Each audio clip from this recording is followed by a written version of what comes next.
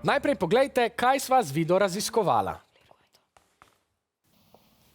Z nami v prebranih celicah danes je Vida.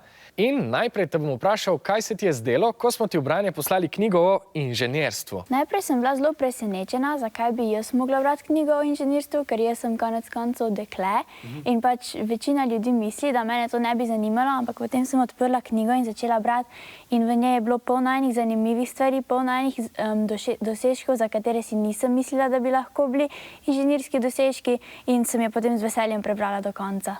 Si v knjigi zasledila tudi kakšno inženirko? Ne, v knjigi je nažalost ni bilo, čeprav vem, da obstajajo.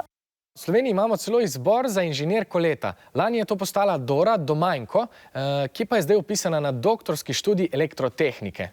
To je zelo dobro. Meni se zdi, da bi moglo biti več poudarka na tem, da so tudi ženske inženirke na svetu in da bi v bistvu tudi se moglo normalizirati to, da ženske delajo bolj študij, ki pač naj bi bil bolj za moške. In čeprav v knjigi ni zapisane nobene inženirke, sem si jih nekaj zapisal kar sam. Recimo, Hipatija Aleksandrijska, prva matematičarka, pa Marjam Al-Asturlabi ali pa Kathleen Antonelli so bile vse pomembne inženirke v zgodovini. Knjiga pa je posejana s kar nekaj zanimivimi podatki. Recimo, presenetil me je podatek, da je v Franciji postavljena sončna peč s paraboličnimi zrcali, ki ustvari temperaturo do 3500 stopinj Celzija. Poznaš ti še kakšno zanimivost iz knjige?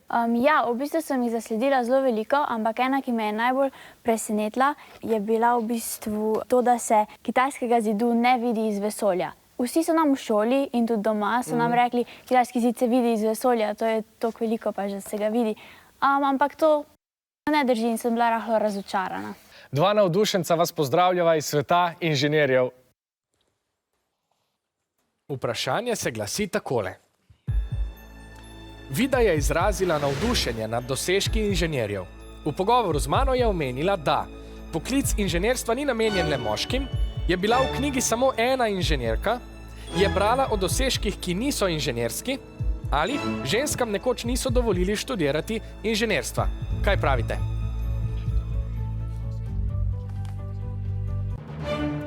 Obe ekipi sta izbrali odgovor A. Torej, da poklic inženirstva ni namenjen le moškim. Vida je povedala, da bi morali bolj poudariti to, da so na svetu tudi inženirke, zato je pravilen odgovor A. 5 točk za obe ekipi.